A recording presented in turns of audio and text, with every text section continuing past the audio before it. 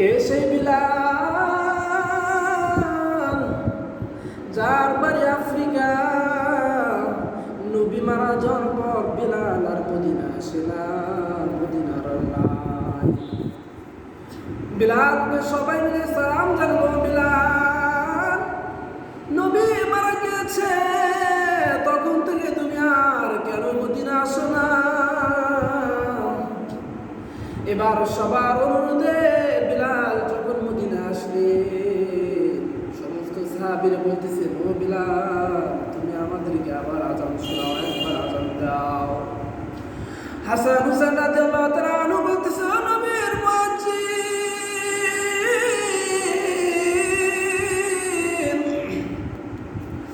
নবী নাই, আপনি আমাদেরকে একবার আযান শোনা দাও, নবীর স্মৃতিগুলো মনে করে দাও।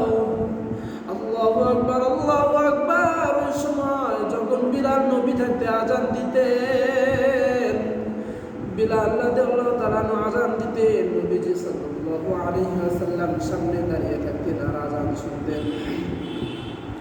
বিলাল যখন বলতেন আশহাদু আন্না মুহাম্মাদার রাসূলুল্লাহ,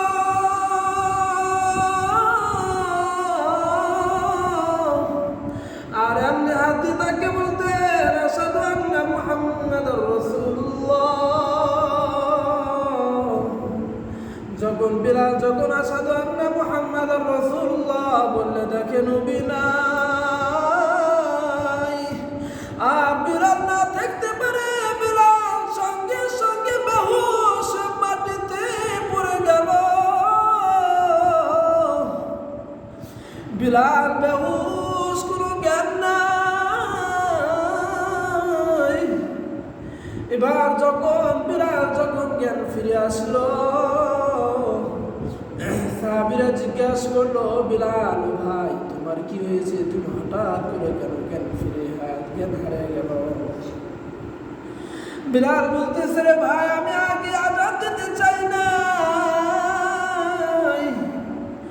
আমি যখন আযান দিলাম আশহাদু আন্না মুহাম্মাদার রাসূলুল্লাহ বললাম, যদি সামনে নবী নাই, আমি সঙ্গে সঙ্গে নবীর কথা স্মরণ করে না থাকতে পারি, এখানে আমি জ্ঞান হারিয়ে পড়লাম।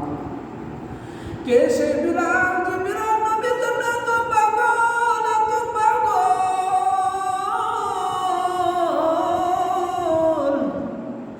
বিলাল ঘুমানোর সময় নবীর সুন্নাত মাথা থেকে টুপিটা ফেলাইতো না। ওই বিলাল ঘুমানোর সময় মাথা থেকে টুপি খুলতো না, নবীর সুন্নাত।